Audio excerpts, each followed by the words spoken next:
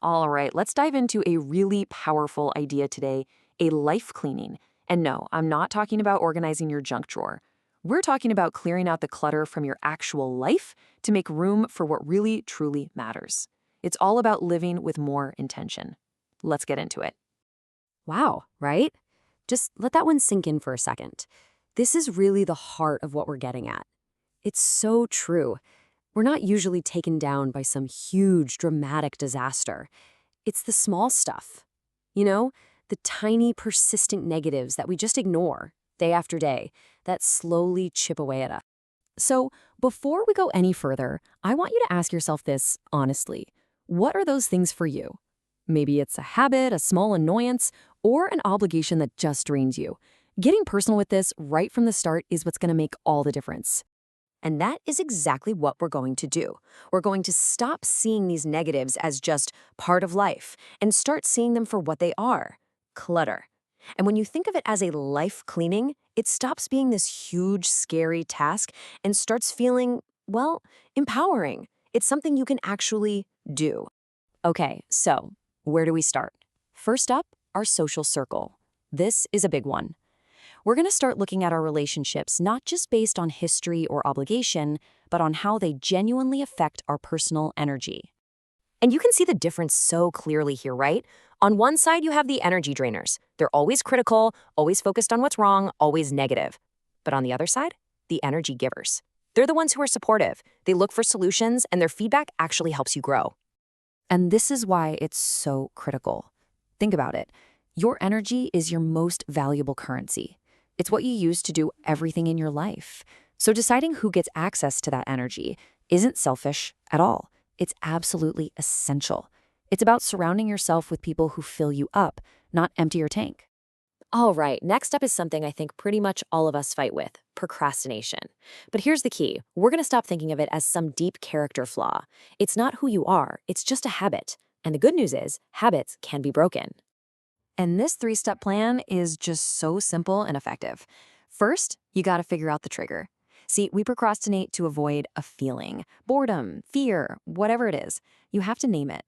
Second, make the first step ridiculously small. I mean, tiny. Don't write a chapter. Just open the file and write one sentence. Make it so easy you can't possibly say no. And third, this is crucial. Reward yourself right away. That immediate little celebration starts building a whole new positive habit. Okay, so we've decluttered people and habits. Now let's go a little deeper and declutter our own minds. This one's about unplugging from the constant need for external validation. You know, that feeling that we need likes, praise, and approval from others to know we're doing okay. And man, the price you pay for that is so high. When you're always looking outside for approval, you lose a piece of yourself. You start chasing trends instead of your own passions. You get paralyzed, afraid to make a decision without someone else's okay. It makes you anxious and reactive. It really costs you your authenticity. And this really says it all. It's about making a shift from looking out there for applause to looking in here for your motivation. It's about trusting your own gut, your own internal compass. External applause is nice, for sure, but it can't be the fuel in your engine. That has to come from you. So you might be thinking, okay, this all sounds great, but is it just a bunch of nice ideas? Well, no.